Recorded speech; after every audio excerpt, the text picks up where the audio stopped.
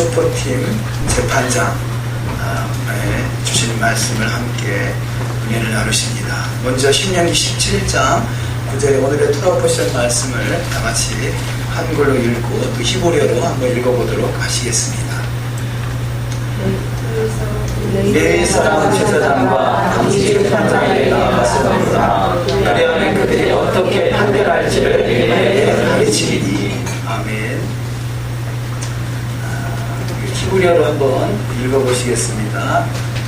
우바타 엘 하님 할빈 웨 하쇼베트 하쉘 이르에 바야님 하엠 베다나스타 데시기도 네가 에트 네발랄 하미시하트. 아멘. 감사합니다. 또 하나님의 말씀을 우리가 히브리어는 잘 몰라도 하나님은 알고 계시고 하나님 우리를 또 지켜보고 계신 줄 믿습니다.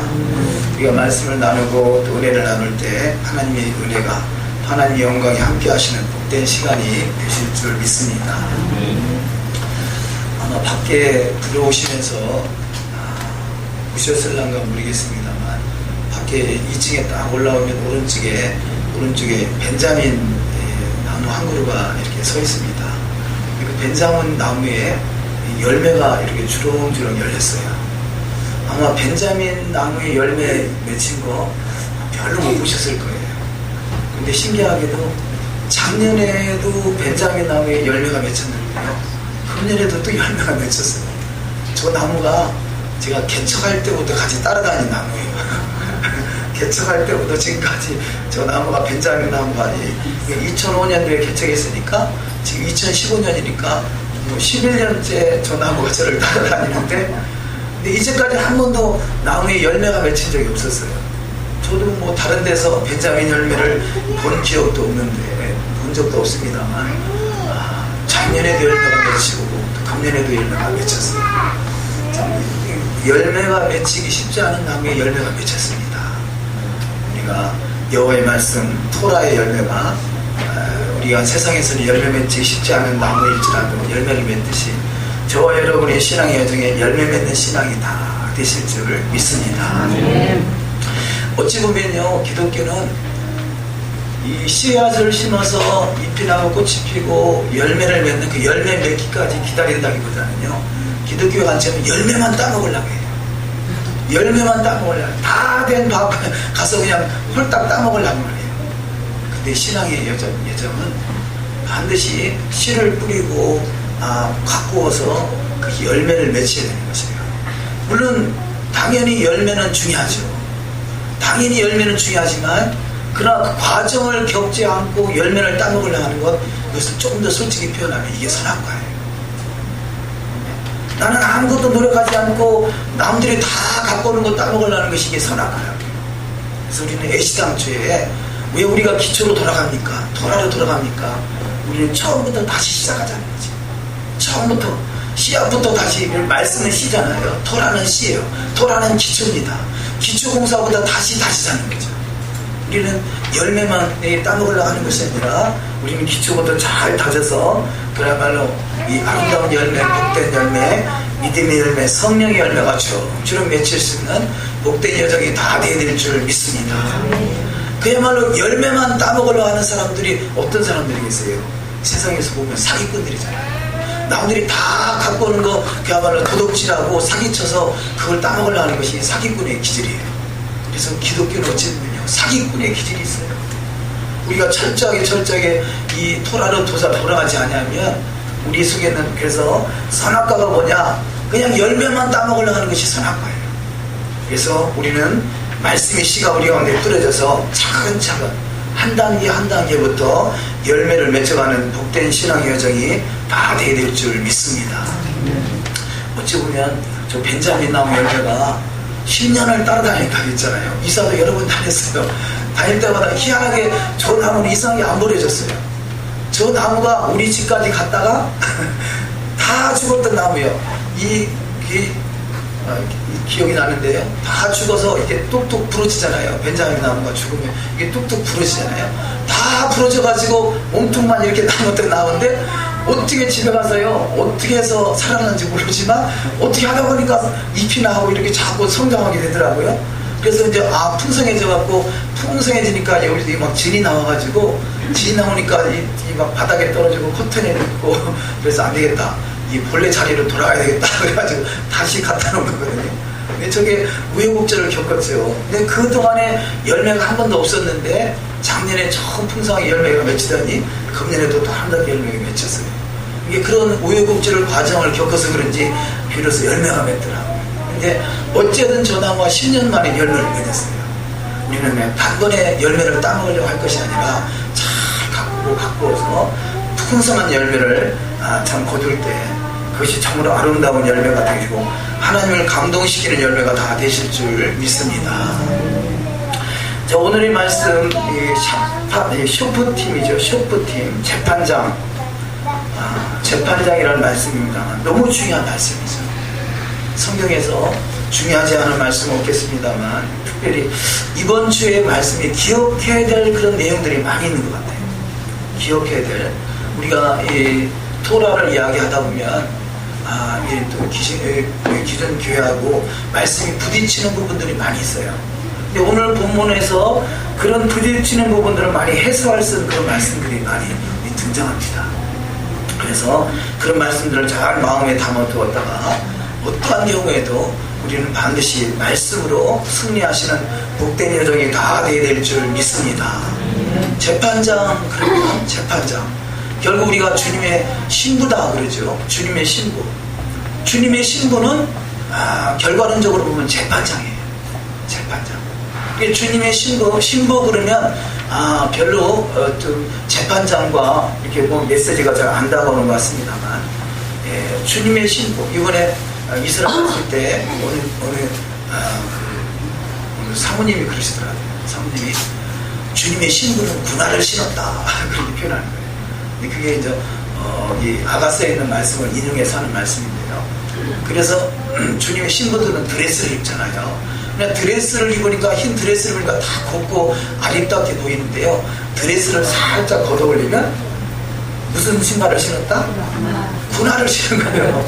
그래서 보이지 않는 군화, 이 신부 드레스를 딱 가려져 있어. 그렇죠. 이 드레스를 싹 걷으면 군화를 신은 신부단 말이에요. 그래서 우리는 겉으로 볼 때는 신부지만 그 내면은 강력한 주님의 군사인 거죠. 할렐루야. 주님의 군사인 것이에요. 그래서 이 주님의 군사도 되고요, 또 주님의 군사 중의 군사는 이 재판장인 거죠. 이 재판하는 권세를 받은 자입니다. 우리가 유대 교육 중에서 중요한 원리 3가지가 있는데, 그 유대 교육 어떻게 하면, 제가 최근에 보는 책이 있는데, 그 책이 자녀 교육 내 마음대로 된다 그 책이에요. 관심 있으시면 한번 사서 보시기 바랍니다. 자녀 교육 내 마음대로 된다. 근데 제가 저한테 제목을 붙이라면 조금 심한 것 같다.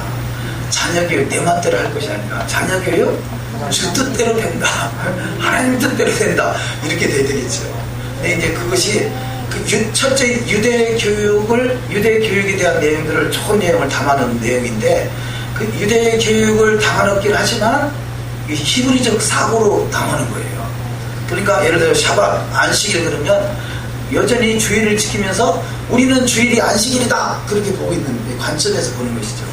그러니까 우리가 그런 책들이 그야말로 히브리 뿌리 토라이고 관점에서 풀어낼 그런 책들이에요. 그래서 어떤 내용 면에서는 유대 교육에 대한 내용들이 많이 담아 있으니까 참 좋은 내용입니다.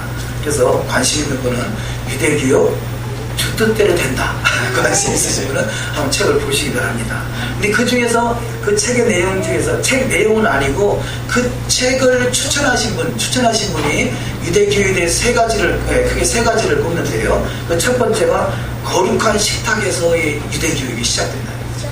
거룩한 식탁. 그래서 이 거룩한 식탁, 그리고 특별히 에랍 샤밧을 아주 소중하게 여겨요. 에랍 샤밧은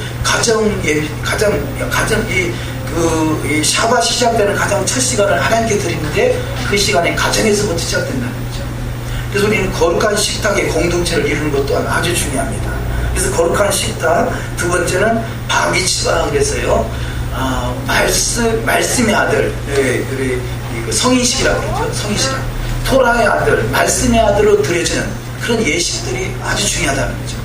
왜냐하면 보통 여자아이는 12살, 남자아이는 13살에 이 바미츠바 의식을 향하는데, 그 나이면 요즘에 애들이 좀 조숙해가지고 그 나이 되면 막 빨리 성장이 돼서 그때가 어느 때겠습니까?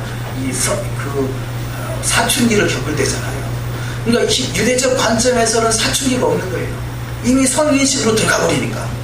근데 잘못된 사상이 들어가 버리면 나는 사춘기다라는 순간에 청개구리가 되는 거예요. 그래서 우리는 유대교육으로 들어가면 자녀 교육 내 마음대로 되든지 주뜻대로 되든지 속썩이는 자녀가 안 돼요. 세 번째는 또 하나님의 말씀을 암송하는 것이죠. 특별히 테필린이나 이런 하나님의 말씀들을 암송하는 것. 그래서 세 가지, 거룩한 식탁과 바미츠바와 암송을 세 가지를 꼽더라고요. 이 세 가지가 잘 이루어지심으로 자녀 교육, 주 뜻대로 이루어지는 신앙이 다 되시기를 주의 이름으로 축원합니다. 자, 그래서 주 뜻대로 이루어지는 가장 결론은 뭐냐? 슈퍼팀인 거죠.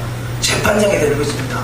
주님의 신부가 되고 주님의 군사가 되고 주님의 재판장이 돼서 예수께서 12제자에게 너가 12보좌에 앉아서 12지파를 심판하리라 그러잖아요. 이 심판하는 권세가 바로 재판장입니다. 그래서 간단히 표현하면 여기서 본문에 등장하는 재판장은 신약에서 바로 제자들인 것이고, 제자 중에 제자, 12보좌에 앉아서 12지파를 심판할 수 있는 심판하는 권세를 받은 제자들의 모습인 것입니다. 그래서 저와 여러분이 주님의 진정한 제자가 다 되시기를 주의 이름으로 축원합니다.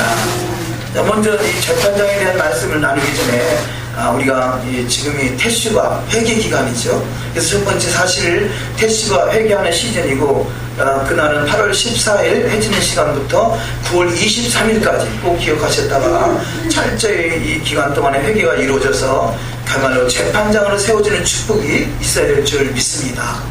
왜냐하면 예수께서 이 바로 회개 기간 동안에 회개하셨고 기도하셨고, 그 기도의 마지막에 대속죄일 때 그야말로 마귀와 싸워서 이기고 그분이 비로소 재판장으로 세워지는 거예요. 그래서 재판장 중에 재판장, 그래서 왕같은 제사장으로 세워지는 역사가 있었던 것이죠. 또 유대 전통의 1일부터 30일까지는 우리가 우리의 죄를 사하는 기간이요, 31일부터 40일까지는 우리의 죄를 사함받는 기간, 또 이 모세가 시내산의 두 번째 돌판을 10계명의 말씀을 받아온 기간, 또 예수께서 침례받으시고 40일간 금식하신 기간, 또 이 기간을 스가랴 8장 19절 말씀에 의해서 7월의 금식 기간이다, 그렇게 표현할 수 있습니다. 스가랴 8장 있는 말씀을 합독하십니다. 만군의 여호와가 말하노라, 4월의 금식과 5월의 금식과 7월의 금식과 10월의 금식이 변하여 유다 족속에게 기쁨과 즐거움과 희락의 절기가 되리니 오직 너희는 진실과 화평을 사랑할지니라. 아멘. 자, 애통의 절기가 애통의 절기로 끝나는 것이 아니라 우리의 신앙의 여정은 반드시 기쁨과 즐거움과 희락의 절기로 끝나는 축복이 있을 줄 믿습니다. 그래서 해산의 고통을 겪는 것이죠. 만약에 해산의 고통으로 그쳐버린다면 누가 임신을 하겠어요? 그 출산의 기쁨이 있기 때문에 해산의 고통을 넉넉히 이겨나갈 수가 있게 되는 것이죠. 요즘 사람들은 해산의 고통을 안 겪으려고 해요. 왜 그러냐? 내 인생을 찾겠다는 거죠. 오늘 아침인가 제가 어제네 유대인 청년에게 어떤 분이 물어봤어요.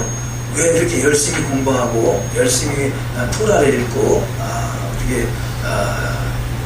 무엇을 준비하시냐 그랬더니요, 그 유대인 여자 청년에게서, 이 고등학생인데 청년에게서 하는 입에서 나오는 말이, 내가 좋은 남편 만나서 결혼해서 자녀들을 많이 낳아서 잘 기르고 싶어서 그럽니다. 그게 유대인의 사고예요. 왜냐? 하나님의 뜻이 생육하고 번성하고 충만하라고 했잖아요. 생육하고 번성하고 충만하는 것이 무엇이겠어요? 여인 같으면 좋은 남편, 믿음 있는 남편 만나서 자녀를 많이 낳고 자녀를 믿음의 자녀를 잘 키워서 그야말로 재판장 만드는 것이죠. 제사장 만드는 것이고 왕 같은 하나님의 나라의 군사를 세워져 나가는 것, 이것이 저들의 그 목적이 되니까 저들은 딴 생각을 하지 않죠. 요즘에 탈선하는 이유가 뭐겠어요? 내 인생 찾겠다가 탈선하는 거예요. 내 인생이 뭐냐? 내가 주님의 나라를 잘 세워나가는 것이 내 인생이에요. 주님의 나라의 재판장을 잘 세워나가는 것이 내 인생이에요. 그렇게 목적을 갖는다면 결단코 탈선하지 않는 축복이 있을 줄 믿습니다. 반드시 기쁨과 즐거움과 희락의 절기로 주님을 맞이할 수 있는 신앙이 다 되실 줄 믿습니다. 자, 재판장은 결국 이 지금 예수께서 12 제자에게 12 모자에 앉아서 12지파를 심판하리라. 그런데 과연 제자들이 그렇게 됐나요? 아니요. 하나같이 다 비참한 생을 마감했잖아요. 세상에서 볼 때는 비참한 생이고 우리가 바라볼 때는 순교의 바늘에 다 들어갔잖아요. 그렇다면 자, 살아있을 때 재판장의 역할이 되는 것이 아니라 우리 주님 다시 오실 때 그때 부활하셔서 주님과 더불어 1000년 동안 왕노릇하는 축복을 말씀하고 있는 것이죠. 우리는 이 땅에서 이 생에서의 축복이 아니라 우리가 하나님 다시 오실 주님의 나라에서 왕같은 제사장으로 세워지는 축복이 있는 줄 믿습니다. 또한 이 일을 위해서 하나님이 축복하시는 거예요. 목적을 분명하게 주님의 메시아 왕국의 초점이 맞춰져 있다면 하나님이 이 땅에서도 복을 주실 것입니다. 그러나 이 땅의 축복이, 이 복의 개념이 맞춰져 있다면 우리는 때로 실망하고 좌절하고 낙심해요. 왜냐하면 경쟁 구도에서 내가 남보다 더 나아져야 되는데 이 땅에서 나아지는 걸 목적으로 삼기 때문에 그렇습니다. 우리는 하나님의 나라에 왕같은 제사장의 목적을 두시기를 주의 이름으로 축원합니다. 쇼프팀의 그 단수가 샤파트인데요. 샤파트는 어원이죠. 심판하다, 판결하다, 선고하다, 변호하다라는 뜻을 가지고 있습니다. 그래서 이것을 파자하면 신은 부수다, 테트는 뱀, 사탄을 의미합니다. 그래서 이 샤파트를 파자하면 사탄의 입을 부수는 자. 할렐루야. 사탄의 입을 부수는 자가 되시기를 주의 이름으로 축원합니다. 또 여호와의 토라의 말씀으로 사탄의 입을 깨뜨리는 자죠. 깨뜨리는 자, 부수고 깨뜨리는 자. 제가 며칠 전에 이스라엘 갔다 와서 이번에는 지난번에는 갈 때부터 계속 올 때까지 꿈이나 이상을 하나님이 환상을 보여주셨다고 했는데요. 저는 갔다 와서 이번에는 꿈을 꿨어요. 갔다 와서 꿈을 꿨는데 엄청난 아군이죠. 우리 편들이 엄청난 늪을 빠져나가야 될 그런 상황들이 있었어요. 그런데 그 늪과 같은 그러니까 사탄이 지키고 있는 그 어떤 강력한 진이라 할 수 있겠죠. 그 강력한 진이 있는데 그 강력한 진을 지배하는 세력들이 그 근처에 사는 거예요. 그래서 저기를 통과하려면 반드시 그 사탄을 물리치든지 아니면 그 지역을 지배하는 그 사람한테 허락을 받아야 그 길이 문이 열리는데요. 근데 그 사탄이 지배하는 그 지역을 지배하는 지배하는 권세를 가진 사람이요. 많은 수하의 사람들을 건드리고 있는데 그 사람이 노인이더라고요. 노인인데 할머니 노인이 그 자리를 그 주변을 지키고 있어요. 어떤 연구인지는 아직 꿈의 해석은 제가 다 해석은 다 아직 못했습니다만 어쨌든 꿈 이야기를 하면요. 그런데 아무도 그 사람을 만날 수가 없다는 거예요.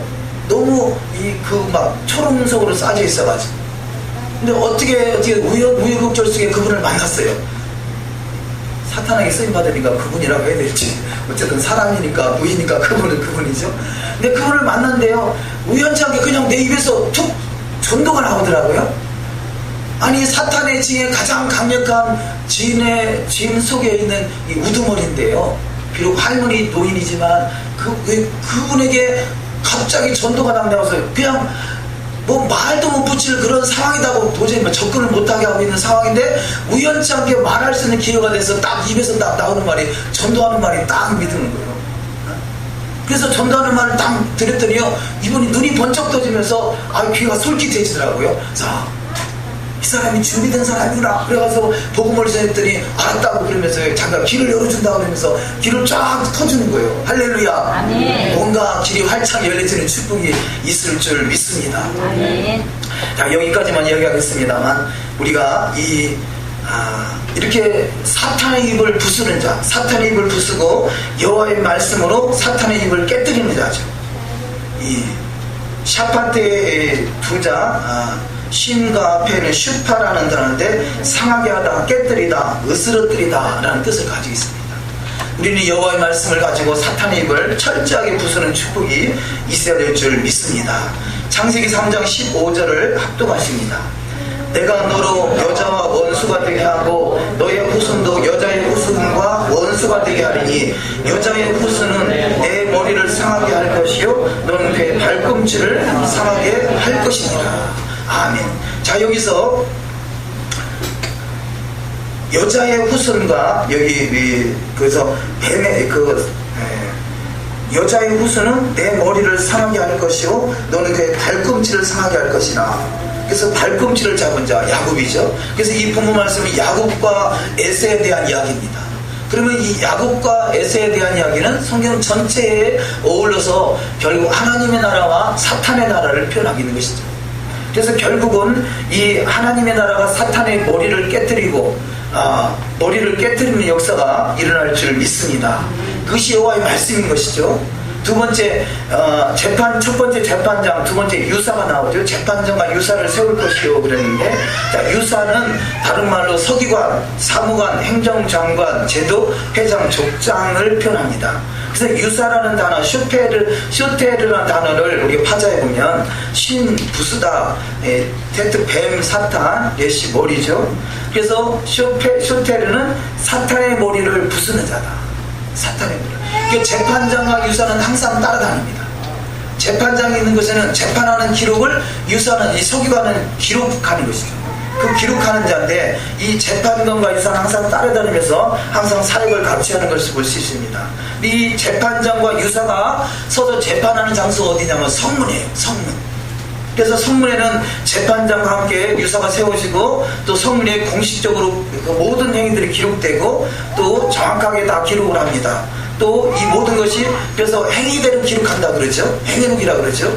우리 본문에 재판장과 유사와 또 각 성에서 이렇게 본문이 등장하는데, 각 성이라는 단어가 샤마르라는 단어로 열림, 문, 쪼개다, 떼어놓다, 값을 매기다, 평가하다, 계산하다, 이 단어를 파자하면 부수어야 할 대상이 보여지는 장소다, 쪼개놓은 문이다. 문은 두 쪽으로 나눠져 있지 않습니까? 특히 성문은 두 쪽으로 나눠져 있죠. 그래서 열린 문, 쪼개다, 떼어놓다, 값을 매기다, 평가하다, 샤르가 그렇고 샤르를 부수어야 할 대상이 보여지는 장소다. 그래서 이 문드라 머리 들어라 그랬잖아요. 문드라 머리 들어라. 자, 지금 이 아담과 하와가 원래 성문을 지키는 자예요. 하나님의 도성의 성문을 지키는 자인데, 그래서 어쩌면 동쪽의 자예요. 그래서 에덴 동편 그러잖아요. 동문을 지킨다는, 가장 동문이 중요하죠. 가장 동문이, 지금 이 예루살렘 성에 있는 동문이 황금문이라고 하잖아요. 예수께서 다시 재림하셔서 들어갈 이 문이 황금문인데, 바로 동쪽을 지키는 문이, 에덴 동편의 동쪽을 지키는 바로 이 아담과 하와가 결국은 선악을 알게 하는 시간을 따먹었다는 얘기는요, 그 문을, 성전 문지기를 빼앗겼다는 이야기예요. 축복의 문을 빼앗긴 거예요. 그 안에 들어가면 그 안에는 하나님의 나라거든요. 자, 하나님 나라 밖에는 세상 나라고, 그 하나님 나라와 세상 나라에 서 있는 것이 바로 문인데, 그 문지기의 역할을 잃어버리게 된 거예요. 자, 문지기가 바로 재판장이고 제사장이고 주님의 신부의 역할인 것입니다. 그런데 그래서 이 아브라함에게 바로 이 성문을 지킨다, 재판장, 제사장, 유사, 또 이 아브라함의 축복이 뭐냐? 그 빼앗겼던 문을 다시 찾는 것이죠. 빼앗겼던 성문을 다시 회복하는 것입니다.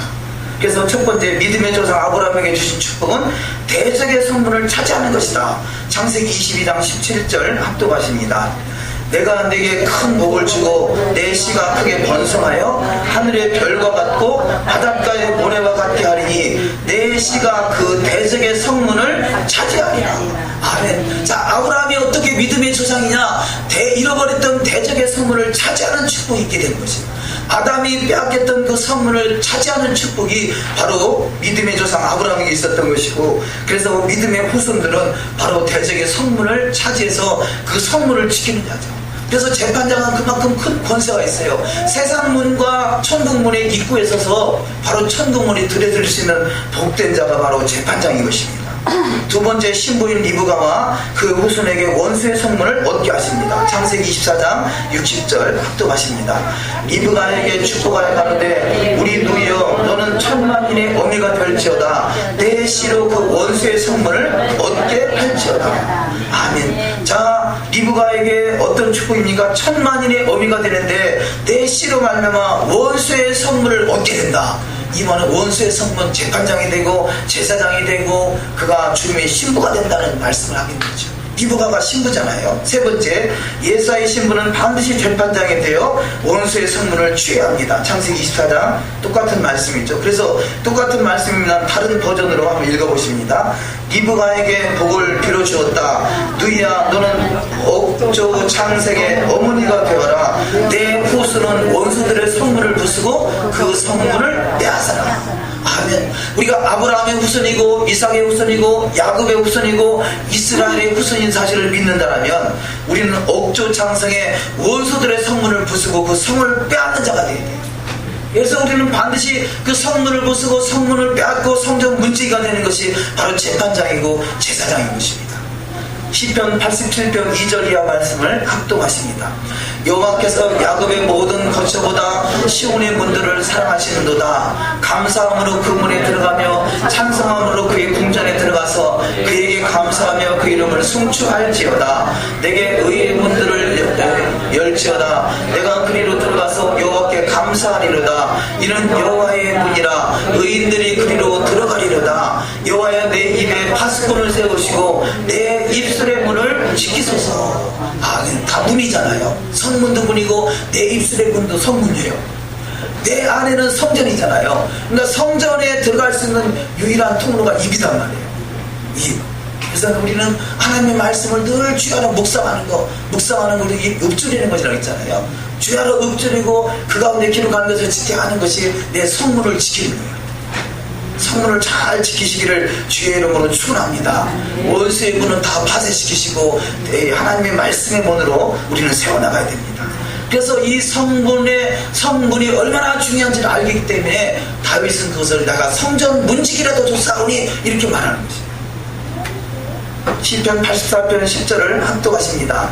주의 궁정에서 한 날이 다른 곳에서 천날보다 나은즉 박인의 장막의 보암보다 내 하나님 문지기로 있는 것이 좋사오니 여호와 하나님은 해요 방패시라. 여호와께서 은혜와 영화를 주시며 정직히 행하는 자에게 좋은 것을 아끼지 아니하실 것임이니이다. 만군의 여호와여 주께 의지하는 자는 복이 있나이다.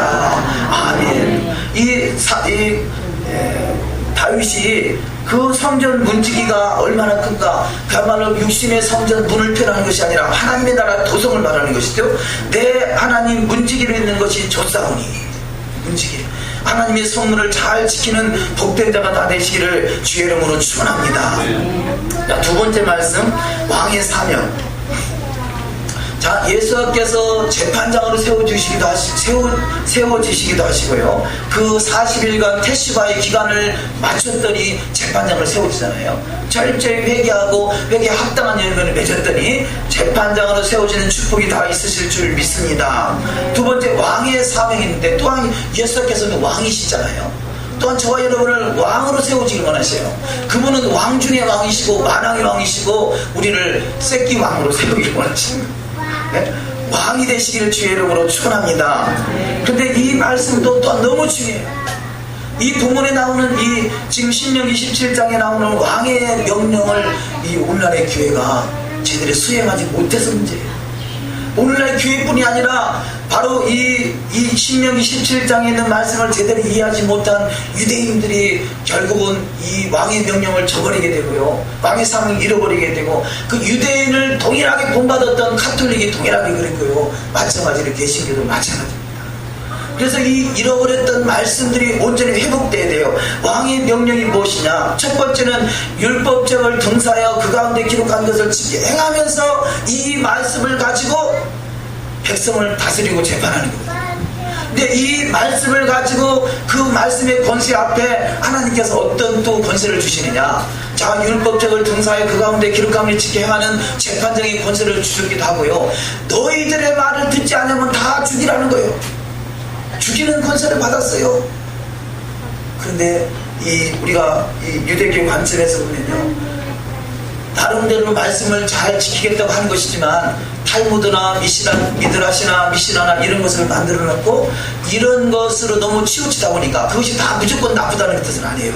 그것은 좋은 것이 많아요. 그러나 이 지금 만들어진 말씀들이 결국 토라를 벗어나면 이것은 잘못된 거거든요. 이 결과 예수님께서 출임하셨을 때 서기관과 재판장들, 바리새인과 세계관들을 왜 책망하십니까? 저들이 토라를 지킨 것이 아니라 토라를 잘못 해석해서 벗어나서 토라를 어기는 꼴이 됐어요. 이것이 사람의 계명이라고 합니다. 그러니까 유대교는 말씀을 좌우나 치우쳤다라면요, 좌우로 너무 너무 가했다라면 오늘날의 개신교는 강했어요.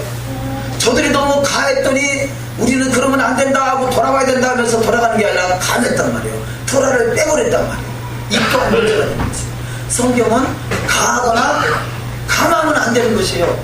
토라대로 가야 되는 것이죠. 토라대로.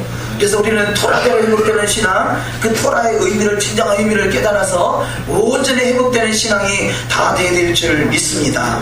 신명기 17장 18절을 합독하십니다. 그가 왕이 오르거든 레위 사람 제사장 앞에 보관한 이 율법서를 등사하여 평생에 자기 옆에 두고 읽어서 그 하나님 여호와 경외하기를 배우며 이 율법의 모든 말과 이 규례를 지켜 행할 것이다. 자, 첫 번째, 왕이나 제사장이나 재판장이나 이들이 해야 될 일이 뭐냐? 율법책을 등사해서 평생에 자기 옆에 두고 읽으라고 했거든요.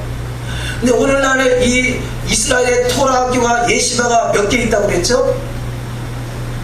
이스라엘의 예시바가 1000개. 예시바가 1000개나 있어요. 근데 예시바가 1000개나 있는데 그 중에서 토라를 중점적으로 읽는 사람은 거의 없어요. 뭘 읽느냐? 토라를 재해석해는 탈무드나 미드라시나 미시나 그 전체가 다 그 말씀을 보게 돼요. 그러니까 토라에 이게 지금 여기 본문 말씀에는 율법책을 등사하여 그 가운데 기록한 것을 지켜하라고 했는데요. 이 율법책을 이 나름대로 랍비들이 해석해서 이 재해석해서 놓은 그 내용들, 이 내용에 너무 집착해 있다는 거죠. 그러다 보니까 이 본질을 잊어버린 거예요. 본질을. 그래서 문제가 되는 거예요. 그래서 이 율법책 플러스 이 탈무드 플러스 이런 내용들을 지키다 보니까 여기서 이것을 나름대로는 잘 지키겠다고 하는 것이죠. 저들은 토라를 뺀 민족이 아니에요. 토라 민족인데 어떻게 빼겠어요? 근데 잘못 해석하고 너무 많이 가해놨어요. 너무 많이 보태놨어요. 이게 오히려 섞여버려가지고 하나님의 의도에서 벗어나게 만들었다. 자, 그래서 유대교는 이렇게 너무 가했다면요, 저들이 두 가지 권세가 있다고 했죠. 첫 번째는 율법책을 등사하여 그 가운데 기록한 것을 지켜 행하는 축복을 받은 것이고요. 두 번째는 저들의 말을 듣지 않으면 다 죽이라는 축복을 받은 거예요. 그러니까 유대인들에게 지금 가서 유대인들을 전도하면요, 아, 그 말이 맞네요, 그래요. 그런데 두 번째, 내가 랍비에게 가서 물어볼게요, 그랬더니 맞으면 맞는 거지 왜 랍비한테 가서 들어보냐고. 그럼 랍비가 나 예수 믿을까요? 그럼 믿어라 그렇게 말하겠어요? 저들은 처음에 믿음이 없는데 지금 그런 실상이에요. 저들이 랍비의 말을 하나님 말씀보다 더 권위를 두고 있단 말이에요. 왜냐, 이런 것들이 어떤 미드라시나 사람이 만들어놓은 책에 집착하다 보니까 이게 말씀을 벗어나게 된다는 거죠. 가해버린 것이죠. 자, 그래서 두 가지 권세 잘 보세요. 첫 번째가 율법책을 등사하여 그 가운데 기록한 걸 지게 하는 권세. 두 번째는 말을 듣지 않으면 죽이라 하는 권세예요. 그런데 유대 랍비들이 왜 유대 민족들이 가서 문제가 있으면 랍비에게 물어보느냐? 그럼 랍비의 말을 듣지 않으면 어떻게 되니까? 죽으니까. 랍비의 말을, 그 권세를, 이 권세가 첫 번째는 율법의 말씀대로 행하는 자에게 그 권세를 준 건데, 이 첫 번째는 행하지 않냐고 두 번째만 행하는 거예요. 그래서 랍비의 말을, 권세를 그만큼 준 거예요. 자, 둘 중에 둘 다 필요 없다는 얘기가 아니에요. 오늘날의 형제교회라는 형제교회가 문제가 뭐냐? 이 재판장의 권세가 없어요.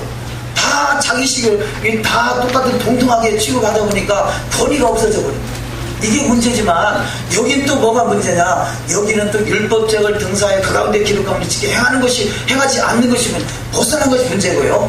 이것을 그대로 본받아서 본따온 것이 뭐냐, 카톨릭이에요. 자, 카톨릭도 동일하게 카톨릭의 이 수장들의 말을 듣지 않으면 어떻게 했어요? 그동안에 2000년 기독교 카톨릭 역사 속에 살렸어요? 죽였어요? 죽였어요. 수많은 개신교들을 왜 죽였습니까? 저들의 말을 듣지 않는다고 죽인 거예요. 그러면 저들의 말을 들으려면 어떻게 되느냐, 이들이 율법적을 등사하여 그 가운데 기록한 것을 지켜 행하는 저들이 돼야 되는데 토라는 싹 빼버리고 이것만 행한 거예요. 권세만 행한 것이에요. 마찬가지요. 그러면 자, 유대교가 그랬으면, 카톨릭도 그랬으면 개신교는 어떤가요? 개신교는 죽일 권세는 없었지만 토라를 지키는 권세가 없어요. 이게 다 둘 다 잊어버렸어. 우리는 회복해야 돼요. 그러면 첫 번째 회복해야 될 것이 율법적을 등사해 그 가운데 지켜 행하는 자가 돼야 되고, 지켜 행하는 자에게 하나님이 권세를 주신다고 하죠. 그 권세가 다 회복되는 축복이 있으시기를 주의 이름으로 축원합니다. 신명기 17장 20절을 합독하십니다. 그리하면 그의 마음이 그의 형제 위에 교만하지 아니하고 이 명령에서 떠나 좌로나 우로나 치우치지 아니하리니 이스라엘 중에서 그와 그의 자손의 왕이 있는 날이 장구하리라. 장구하는 권세, 그 왕의 권세를 장구하게 하신다 그러죠. 또 그 다음에 이 두 번째 말씀, 역대 왕들과 나라들의 흥망성쇠는 토라 준행이 있었다는 걸 우리는 뼈저리게 느껴야 돼요. 우리가 구약의 말씀을 그렇게 이렇게 나름대로 많이 읽으셨을 텐데요, 그 말씀들이 다 뭡니까? 토라를 벗어나면 심판이 있다라는 것을 말하고 있는 거거든요. 그런데 여전히 우리는, 죄송합니다, 우리가 아니죠, 아직까지 많은 사람들이 토라를 벗어나면서도 전혀 의식이 없는 상황이 많이 있잖아요. 이것이 너무나 안타까운 것이죠. 그 첫 번째 본보기로 사울왕을 꼽을 수 있을 것입니다. 사울왕은 토라를 버림으로 하나님 앞에 버림을 당했습니다. 왕의 권세를 받은 사람이잖아요. 그가 기름 부음이 없나요? 하나님을 경험하지 못했나요? 은혜 중에 최고 큰 은혜는 다 받은 사람이에요. 우리가 은혜가 없어서 타락하는 것이 아니라 은혜가 클수록 더 타락할 수가 있어요. 더 조심해야 돼요. 더 조심히 깨어 있어야죠. 사무엘상 15장 23절을 합독하십니다. 왕이 여호와의 말씀을 버렸으므로 여호와께서도 왕을 버려 왕이 되지 못하게 하셨나이다 하니. 아멘. 자, 왕이 여호와의 말씀 토라를 버렸으므로 너의 왕의 자리에서 너를 내려보낸다는 것이죠. 내려보낸다는 것이죠. 두 번째, 다윗. 자, 다윗은 어떻습니까? 여호와의 말씀에 대한 다윗의 각오입니다. 시편 1편 1절. 복 있는 사람은 악인의 길을 쫓지 아니하며 죄인의 길에 서지 아니하며 오만한 자의 자리에 앉지 아니하고 오직 여호와의 율법을 즐거워하여 그 율법을 주야로 묵상하는 자다. 아멘. 자, 율법을 주야로 묵상하는 자, 여호와의 율법을 즐거워하여 그 율법을 주야로 묵상하는다. 자, 토라가 빠져버리니까 어떤 인간이 되냐? 교만한 인간이 되는 거예요. 악인의 길을 쫓고 죄인의 길에 서고 오만함이 나타나는 거죠. 토라를 벗어났네. 왜냐하면 토라는 하나님의 말씀이니까 하나님의 말씀으로 다스린다는 것은 내가 하나님의 말씀의 권위 앞에 나를 낮추는 거잖아요. 그런데 말씀을 빼버린다는 것은 말씀 위에 내가 올라가는 거예요. 이것이 바로 교만이고 이것이 마귀인 것이죠. 토라를 빼버리는 상태의 그 상태는 그것이 교만인 것입니다. 교만하니까 토라의 말씀이 안 보이고 내가 보이는 거예요. 나가 그런 것이죠. 둘 중에 하나, 이 그야말로 토라의 말씀을 준행과 재판하는 권세, 그런데 이 재판하는 권세만 써먹으려는 것이죠. 우리는 둘 중에 하나만 필요한 것이 아니라 둘 다 필요 없는 것이 아니라 두 개 다 필요한 것이죠. 우리는 두 개 다 회복되는 축복이 있어야 될 줄 믿습니다. 그래서 우리는 이 마지막 때에 이 그리스도인들을 왕같은 제사장으로 불렀다는 것입니다. 그럼 왕같은 제사장다운 제사장이 되려면 첫째는 토라가 회복돼야 되고, 토라가 회복되면 자동으로 그 권세는 회복되는 것이에요. 할렐루야. 세 번째, 두 번째 말씀, 짐승의 표. 짐승의 표는 사망의 악인의 길, 죄인의 길, 오만한 자리요, 하나님의 표, 생명의 길은 여호와 율법을 주야로 묵상하는 길이에요. 여호와의 율법을 죄하는 묵상하는 길이 생명의 길이라는 거죠. 이것이 바로 생명가고 악인의 꾀 죄인의 길을 오만한 자리는 이것이 사망의 길을 선악가입니다. 자, 첫 번째, 다윗은 여호와의 말씀 앞에 완전함으로 나아갔습니다. 다윗은 이렇게 그 죄인의 길에 서지 않고 악인의 길을 쫓지 아니하고 오만한 자리에 앉지 아니하기 위해서 늘 말씀을 지켜 행하는 삶을 살아가기를 하되 더욱더 완전함에 이르기를 힘썼다는 거죠. 우리가 말씀을 자세히 보면요, 구약에서도 완전하다는 단어, 탐입이라는 단어가 나오고 신약에서도 완전하다는 단어가 나와요. 근데 우리는 그 똑같은 완전하다는 단어를 달리 해석해 왔어요. 구약에서 완전하다 그러면 더욱더 지켜 행하여 완전해야 되는구나. 신약에서 완전하다, 그럼 끝났구나, 이렇게 생각해요. 이게 얼마나 우리가 무지한지 몰라요. 왜냐하면 구약과 신약을 나눠서 봤기 때문에 그래요. 그 말씀을 우리 한번 살펴보도록 하십니다. 시편 26편 1절, 내가 나의 완전함을 행하여 싸우며 흔들리지 아니하고 여호와를 의지하여 싸우니 여호와여 나를 판단하소서. 여호와는 이 다윗은 이미 왕이지만 더욱더 완전함에 행하기 위해서 그가 늘 하나님 앞에 나아갔고, 주님이 나를 판단하길 원한다. 주님 앞에 부끄러움 당하지 않는 신앙되기 위해서 늘 자신을 점검했던 것을 볼 수 있습니다. 사무엘하 7장 16절, 내 집과 내 나라가 내 앞에서 영원히 보존되고 내 비가 영원히 견고하리라 하셨다 하라. 아멘. 더욱더 완전함으로 나가는 다윗의 위가 완전해져서 다윗의 왕조다 그러죠. 마지막 회복될 나라는 통일 왕국인 다윗의 왕조인 것입니다. 근데 초대교회 이스라엘의 멸망 원인이 뭔가? 첫 번째, 예수께서 바리새인과 서기관들을 책망한 이유는 장로들의 유전, 하나님의 계명을 범한 것이다. 하나님의 말씀을 폐하는 자, 너희 유전으로 외식하고 마음이 멀어진 자들, 사람의 계명으로 교훈을 삼는 자들은 결국 헛되이 경배하는 것이라는 것입니다. 토라가 없는 상태의 경배는 무슨 경배다? 헛되이 경배하는 것이다. 어찌 보면 많은 시간들, 많은 부분에서 다 하나님이 안 받았다고 할 수는 없겠지만 많은 부분에서 헛되이 경배하는 부분이 없잖아지지 않겠습니까? 마태복음 15장 2절 이하 말씀을 합독하십니다. 당신의 제자들이 어찌하여 장로들의 유전을 범하나이까? 너희는 어찌하여 너희 유전으로 하나님의 계명을 범하느뇨? 너희 유전으로 하나님의 말씀을 폐하는도다. 사람의 계명으로 교훈을 삼아 가르치니 나를 헛되이 경배하는도다. 자, 지금 이 바리새인들이 예수께 말하는 거죠. 당신의 제자들이 어찌하여 장로들의 유전을 범하나이까? 이 장로들의 유전을 들먹거리는 게 탈무드요, 미시나요, 미드라시요 이런 걸 들먹거린다 그거예요. 그러니까 예수께서 너는 어찌하여 너희 유전으로 하나님의 계명을 범하느냐? 우리가 보통 그래요. 토라가 열리지 않은 사람들은요, 바리새인들은 토라를 그렇게 잘 지켰는데 왜 책망을 받았느냐, 왜 회칠한 무덤이나 했느냐 이렇게 말해요. 자, 그럼 본문 말씀에 의지하면 바리새인들이 이 토라를 지킨 사람들일까요? 지키지 않은 사람들일까요? 본문 말씀에 의지하면 토라를 벗어난 거예요. 토라에다가 다른 걸 섞여버렸단 말이에요. 그래서 이게 지킨 것이 아니라 지키지 않은 것이에요. 지키지 않은 것이에요. 이럴 때 이 물 한 컵 떠오는데 물 한 컵에다 잉크 한 방울 딱 떨어뜨려서 이걸 아주 정결한 물이라고 주면 누가 먹었어요, 그걸? 마찬가지로 지금 이 바리새인들은 섞인지 모르고 있는 것이고, 그것을 저들은 말씀을 지켰다고 생각하는 것이고, 오늘날의 교회에서는 많은 부분 이 바리새인들은 말씀을 토라를 지켰는데 왜 저들이 책망받느냐, 그래서 토라는 잘못됐다 이렇게 표현합니다. 아니요. 바리새인과 서기관들은요, 최소한 책망받은 바리새인과 서기관들은 토라를 지킨 사람들이 아니라는 걸 우리는 인식하고 있어야 돼요. 왜냐면 보통 그 말씀을 나누다 보면 토라 이야기를 하다 보면 이 말씀을 많이 인용을 해요. 바리새인들은 말씀을 잘 지켰지 않느냐, 저들만큼 잘 지키는 사람들이 어디 있었느냐, 그런데 저들이 왜 책망받았느냐 이렇게 표현한단 말이에요. 그래서 우리는 뭐라고 해야 되겠습니까? 바리새인들은 말씀을 지킨 게 아닙니다.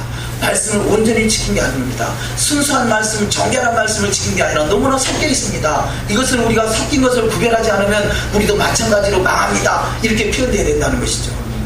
자, 두 번째, 이스라엘의 망한 이유는 토라의 열매가 없기 때문이고, 세 번째, 이스라엘의 회복은 토라의 회복이다. 그렇게 표현할 수 있습니다. 고린도후서 6장 14절 이하 말씀, 너희는 믿지 않는 자와 멍에를 함께 매지 말라. 의와 불법이 어찌 함께하며 빛과 어둠이 어찌 사귀며 그리스도와 베리알이 어찌 조화되며 믿는 자와 믿지 않는 자가 어찌 상관하며 하나님의 성전과 우상이 어찌 일치가 되리요. 우리는 살아계신 하나님의 성전이라. 이와 같이 하나님께서 이르시되 내가 그들 가운데 거하며 둘을 행하여 나는 그들의 하나님이 되고 그들은 나의 백성이 되리라. 아멘. 자, 이 구약에서 수없이 나오는 말씀이, 끊임없이 나오는 말씀이 나는 그들의 하나님이 되고 그들은 나의 백성이 되리라, 이 말씀이거든요. 동일한 말씀인데 동일하게 구약과 신약이 다르게 적용될 수가 없는 것이죠. 그렇다면 이 말씀도 토라를 말하는 것입니다. 너희는 믿지 않는 자와 멍에를 매지 말라. 결국은 예수와를 믿지 않는 것도 믿지 않는 거지만요, 토라를 믿지 않는 것도 믿지 않는 거예요. 우리가 그렇잖아요. 믿지 않는 자와 멍에를 매지 말라. 그래서 예수 안 믿는 사람과 뭔가 같이 사업을 같이 한다든지 이런 건 하지 말아야 되겠다. 믿지 않는 사람과 같이 결혼하지 말아야 되겠다. 이런 생각은 가졌지만 이게 토라까지 말씀하고 있다는 생각을 우리는 차마 미처 못했던 거죠. 어찌 보면요, 토라를 믿지 않는 것은요, 오늘날에 너무나 많은 안 좋은 열매들이 교회에 맺히고 있잖아요. 왜냐? 토라가 없습니다. 그래서 잘 분별해야 돼요. 믿지 않는 자와 멍에를 함께 매지 말라. 또한 의와 불법이 뭐냐? 토라를 어기는 것이 불법이에요. 의가 뭐냐? 토라를 지키는 것이 의죠. 물론 당연히 믿음 안에서, 예수 안에서의 토라죠.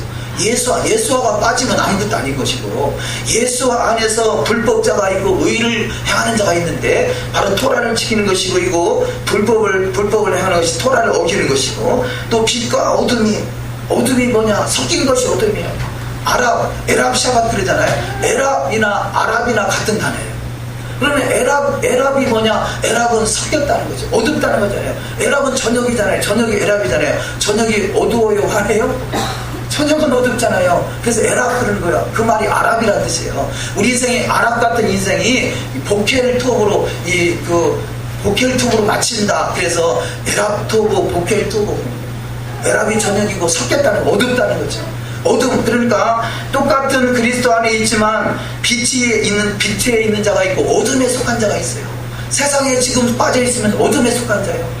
우리가 토라의 말씀으로 더욱더 하나하나 더욱더 정겨나가는 것은 빛으로 걸어가고 있는 것입니다. 우리는 한 걸음 한 걸음 샤밧 빛으로 걸어가시기를 주의 이름으로 축원합니다. 그래서 샤밧이에요. 샤밧 빛으로. 15절 그리스도와 베리알이 어찌 조화되면, 베리알은 귀신을 말하는 거죠. 그리스도와 귀신을 섬기는 자가 있다는 거죠. 귀신을 섬기는 자.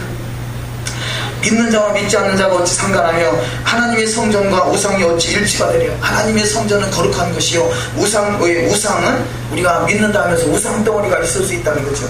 살아계신 하나님의 성전이 이와 같이 하나님께서 내가 그들 가운데 거하여 둘을 행하여 나는 그들의 하나님이 되고 그들은 나의 백성이 되리라. 우리는 더욱더 토라가 회복되는 신앙이 다 되어야 될 줄 믿습니다.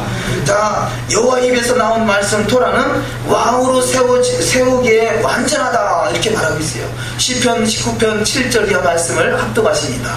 여호와의 율법은 완전하여 영혼을 소성케 하고 여호와의 증거는 확실하여 우둔한 자로 지혜롭게 하며 여호와의 교훈은 정직하여 마음을 기쁘게 하고 여호와의 계명은 순결하여 눈을 밝게 하도다. 여호와를 경외하는 도는 정결하여 영혼까지 이르고 여호와의 계례는 확실하여 다 이루오니 금 곧 많은 정금보다 더 사모할 것이며 꿀과 송이꿀보다 더 달도다. 또 주의 종이 이루 경계를 받고 이를 지킴으로 상이 크니이다. 아멘. 자, 여호와의 율법은 어떠하다? 완전하다 그랬어요. 우리는 토라의 말씀은 우리를 완전케 하는 것이에요. 더욱더 행하여 완전함에 이를 수 있도록 이끄는 것이 바로 여호와의 말씀인 것입니다. 예수를 믿음으로 구원의 바늘에 서게 되는 것입니다. 믿음의 바늘에 서서 이제는 더욱더 완전함에 이르기 위해서 토라가 내 안에 장착되어야 되는 것이죠. 여호와의 영원한 기업, 수고 뭐냐? 그래서 여호와께 헌신된 자가 영원한 기업의 상속자가 되는데, 바로 이 수고모양은 레위인과 제사장과 같이 헌신된 자에게 주어지는 축복인 것입니다. 민수기 18장 19절 합독하십니다. 이스라엘 자손이 여호와께 거제를 드리는 모든 성물은 내가 명령한 음식으로 너와 내 자손에게 주느니 이는 여호와 앞에 너와 내 후손에게 변하지 않는 수고모양이니라. 아멘. 자, 베레알과 그리스도가 나눠지고 흙과 백이 나눠지고 의와 불법이 나눠지듯이 이것이 바로 영원한 소금 언약이라는 것입니다. 우리는 변하지 않는 영원한 소금의 그 상속자가 다 되어야 될 줄 믿습니다. 자, 그래서 세 번째, 헌신된 자가 영원한 영광의 기업의 상속자가 되자. 누가 헌신된 자겠습니까? 레위 지파가 헌신된 자요, 다윗이 헌신된 자요, 제자들이 헌신된 자요, 마지막 시대에 부름을 받은 자들이 헌신된 자입니다. 우리가 이사야 사사기 5장 2절 이하 말씀 합독하십니다. 이스라엘의 영솔 자들이 영솔하였고 백성이 즐거이 헌신하였으니 여호와를 찬송하라. 주의 권능의 날에 주의 백성이 거룩한 옷을 입고 즐거이 헌신하니 새벽 이슬 같은 주의 청년들이 주께 나오는도다. 아멘. 즐거이 헌신된 우리 신앙이 다 되실 줄 믿습니다. 네 번째, 레위인의 생활. 레위는 중앙성소에서 일하기를 원할 경우, 그래서 레위인들은 이스라엘에 48개의 성읍이 있습니다. 자, 42개의 성읍은 백성들이 거하는 성읍이고 6개 성읍은 이 도피성이죠. 도피성. 그런데 이 48개 성읍에 레위인들이 다 이렇게 포진되어 있어요. 근데 저들이 그 중앙성소에 하나님의 도성에 가서 섬기길 원하면 이제 그 말을 하고 있는 것이죠. 저와 여러분은 지방성소만 섬기는 자가 아니라 지방 도성만 섬기는 자가 아니라 하나님의 도성을 섬기는 자가 되시기를 주의 이름으로 축원합니다. 마지막에 하나님의 도성이 어디겠어요? 예수께서 재림하신 예루살렘 성이죠. 레위인들에게 헌신된 레위인들이 지방 성소를 섬기는 자격을 부여받았다면 저들이 중앙성소에 들어가길 원하거든 저들을 들여보내주라는 거죠. 우리가 중앙성소로 가기를 사모하시기를 주의 이름으로 축원합니다. 지금은 지방성소를 섬기고 있는 사람들, 레위 지파예요.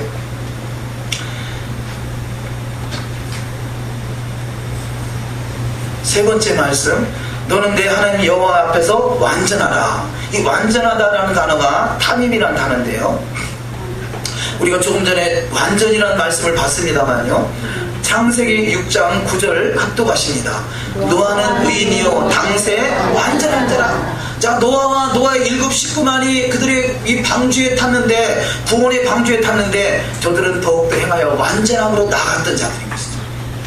자, 그리고 완전이라는 단어를 잘 기억하시고요. 그래서 이 완전이라는 단어가 너무 중요하기 때문에 탐임, 이것은 주님의 신부에게 보장되는 단어거든요. 그래서 창세기 17장 1절 아브라함에게 하나님이 이렇게 요구하십니다. 아브라함이 99세 때 여호와께서 아브라함에게 나타나서 그에게 이르시되 나는 전능한 하나님이라 너는 내 앞에서 행하여 완전하라. 왜 완전하라 그랬느냐? 자, 창세기 17장에서 완전하라 하신 것은요, 창세기 16장에서 이가 하갈을 통해서 이스마엘을 낳아요.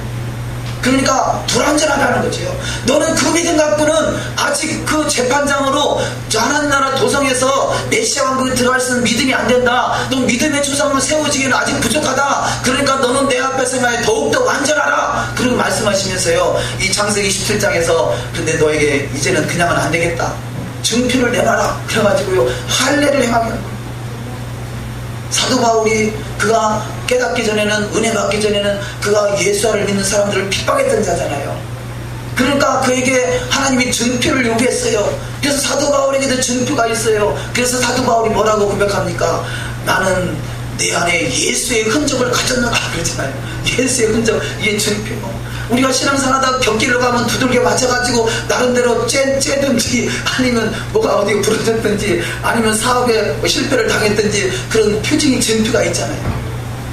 우리는 그 표징을 통해서 화들짝 놀라가지고 한참 놀라가지고 정신을 바짝 차리고 더욱더 완전함에 이르시기를 주의 이름으로 축원합니다. 저요, 예수님 믿기 전에 점쟁이가 저한테 다리 부러져서 다리 병신된다고 그랬어요. 아니, 그것도 점쟁이가 한두 사람도 아니고 3사람이나. 그래서 저는요, 제 표정이 뭐냐, 제가 좀 정신을 들차리고 옆으로 가려고 하는 순간에 아이고 나는 다리 부러져서 평생 불구자로 살 팔자인데, 그리고 정신이 번쩍나요. 부러지지는 않았지만 하나님이 고치셨어요. 아니, 하나님이 그 피할 길을 예비하셔서 그런 점쟁이가 하는 기간 전에 제가 예수 믿었지롱. 몇 년에 교통사고 나서 제가 다리 병신되고 평생 불구자로 산다는 인생으로 이 점쟁이가 말했는데, 그 날이 오기 전에 나도 모르게 하나님의 은혜죠. 예수를 믿고 어느 순간에 나는 다 잊어버렸어요. 1년 후에 생각하니까 아니 내가 지금 몇 년 몇 월에 교통사고 나서 다리 병신이 돼 있어야 되는데 하나님 은혜에 너무 감사했죠. 그런데 제가 정신 못 차리고 옆길로 가려고 하는 순간에 그 생각이 번뜩 나는 거예요. 나는 교통사고 나서 병신될 팔자인데 하나님이 나를 이렇게 고치셨는데 내가 지금 뭔 짓 하는 거예요? 정신을 못 차려. 나름대로 표적 아닌 표적을 가질 수 있을 거예요. 표적이 있고 지금 이 아브라함에게 행하는 표적은 뭐냐? 할례요. 할례를 행하나. 왜냐? 너가 이방 여인을 통해서 이스마엘을 낳아서 이것이 얼마나 큰 표적이 되는가, 그 표적을 또 주시고 할례를 통해서 표적을 만들어 주신 것이죠. 그래서 우리는 표적은 나에게 주어진 때로는 어떤 표적은 은혜예요. 그걸 통해서 우리가 정신을 바짝 차릴 수 있기 때문에 그래요. 더욱더 은혜 위에 은혜를 더하셔서 완전함으로 나아가시길 주의 이름으로 축원합니다. 아멘. 지금의 불구가 메시아 왕국에 다시 오실 주님의 때도 불구가 아니잖아요. 이 땅에 살아있는 동안에 나를 깨닫게 하기 위해서 더욱더 온전하고 구비하여 조금도 부족함이 없는 길로 인도하기 위한 하나님의 축복인 것입니다. 그래서 모든 표징을 축복으로 받으시기를 주의 이름으로 축원합니다. 아멘. 자, 이렇게 완전한 일 이렇게 하기 위해서 말씀하고 계신 것이죠. 그 다음 말씀. 자, 이렇게 이 노아나 아브라함에게도 마찬가지고 아까 본 말씀에 다윗도 완전히 행하여 율법을 완전한 것이다 이렇게 말씀을 해왔는데, 똑같은 완전이란 단어를 거꾸로 해석하는 단어가 마태복음 5장 17절입니다. 합독하십니다. 내가 율법이나 선지자나 폐하러운 줄로 생각지 말라. 폐하러운 것이 아니라 완전케 하려 하니로다. 아멘. 자, 구약에서는 완전하다. 그럼 내가 더욱더 열심히 해야 되겠구나 하는데요, 신기하게도 희한하게도 이상하게도 이 지금 마태복음 5장 17절 말씀을 보면요, 그래 하나님이 예수 앞에 오셔서 율법을 폐하는 것은 아니지만 이제는 완전케 했으니까 더 이상 필요 없다 또 이렇게 해버려요. 여기서 보는 완전이란 단어는 그런 단어가 아니라 더욱더 행함에 완전함이 이래야 되는데 너의 스스로는 완전함에 이를 수 없기 때문에 메시아 되신 그분을 통해서 완전함에 이를 수 있다, 그 말을 하는 거거든요. 그러면 토라가 여기서 빠진 것이 아니라 주님으로 인해서 토라가 더욱더 확고하게 견고해지는 것이에요. 우리는 더욱더 토라의 견고한 신앙이 되어야 될 줄 믿습니다. 에베소서 5장 26절 합독하십니다. 이는 곧 물로 씻어 말씀으로 깨끗하게 하사 거룩하게 하시고 자기 앞에 영광스러운 교회를 세우사 티나 죽은 자태나 돛이나 이런 것들이 없이 거룩하고 흠이 없게 하려 하심이니라. 아멘. 여기서 흠이 없게라는 단어가 완전하다는 단어예요. 똑같은 단어예요. 탐임이라는 단어예요. 그래서 흠이 없다, 완전하다. 하나님의 제물을 드릴 때 무엇으로 드리라? 흠 없는 제물로, 완전한 제물로 드리라요. 저와 여러분을 하나님께서 완전한 제물로 받길 원하시는 것이에요. 이것이 산제사예요. 그리스도의 거룩한 산제사로 더욱더 흠도 없이 점도 없이 깨끗하게 보존되는 영광스러운 교회로 세워주시기를 주의 이름으로 축원합니다. 자, 다섯 번째, 선지자의 사명.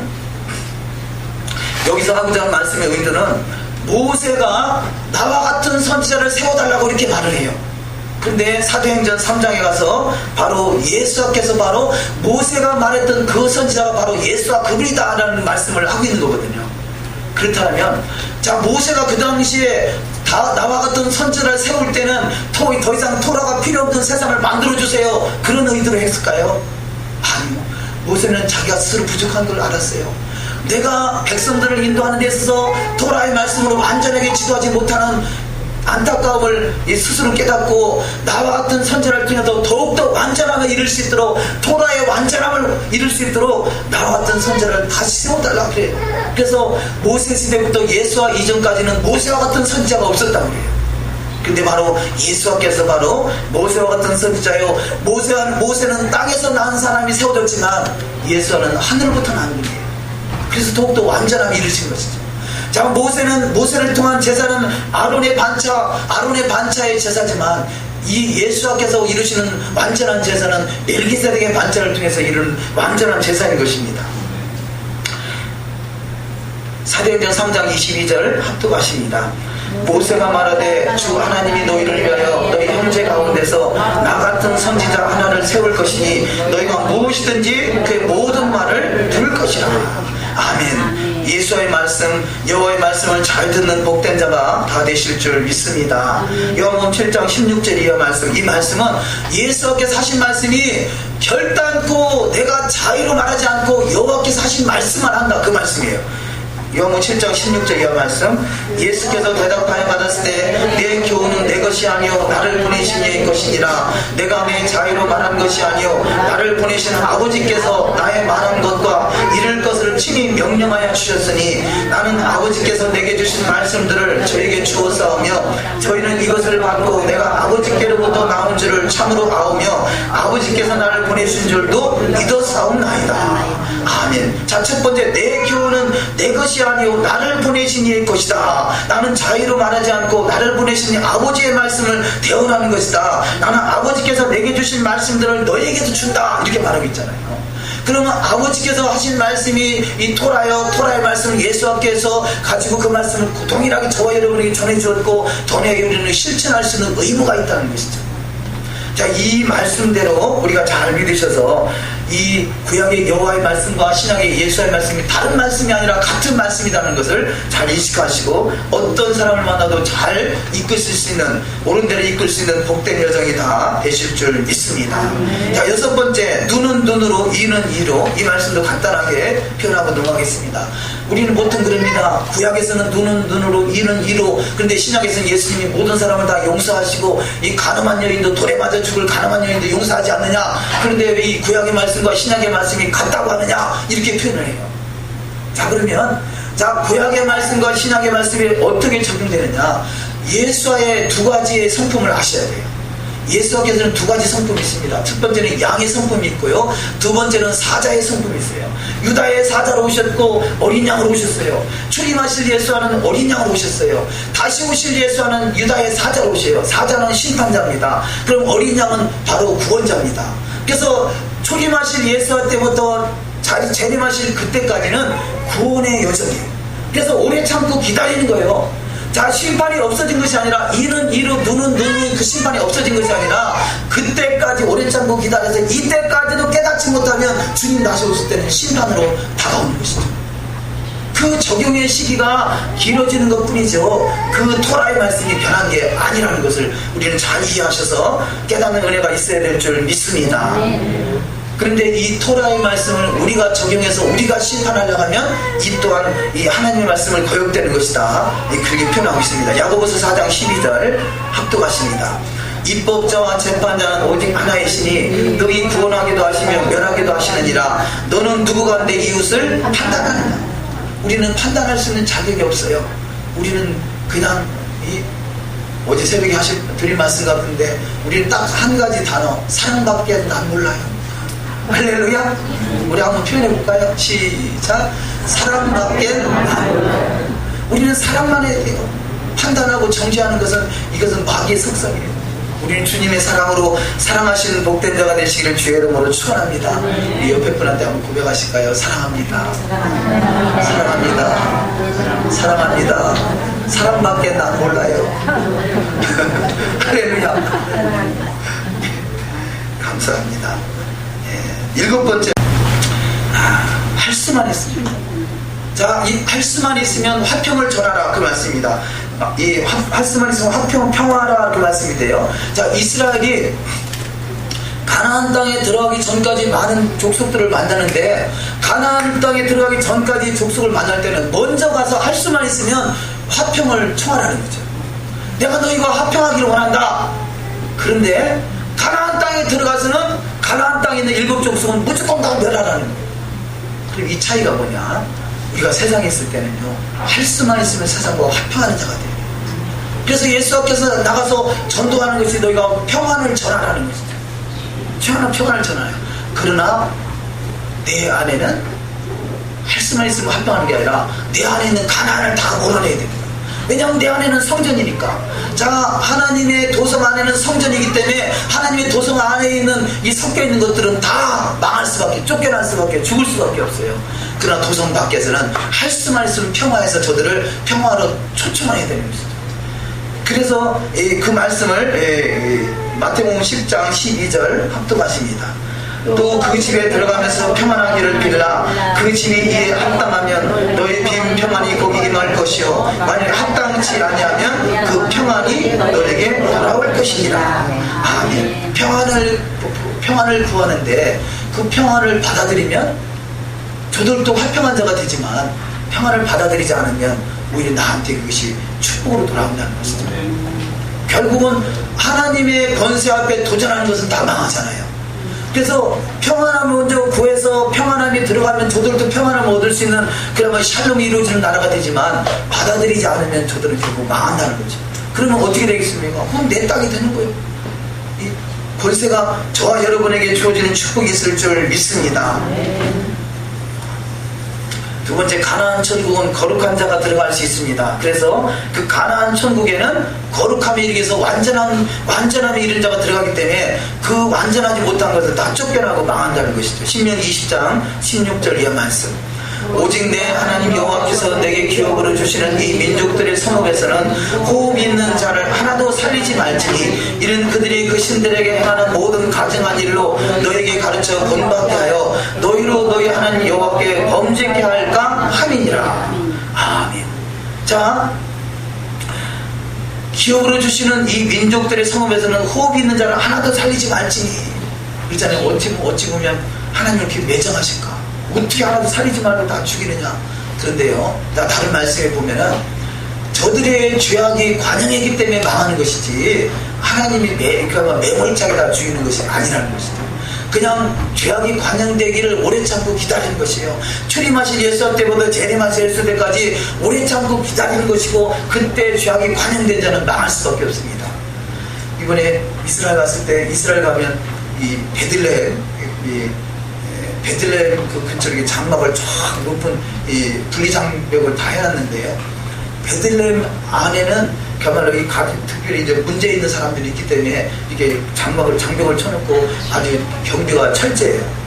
그런데 베들레헴 안에는 다 갇혀 있는 상태니까요. 물건값이 엄청 싸요.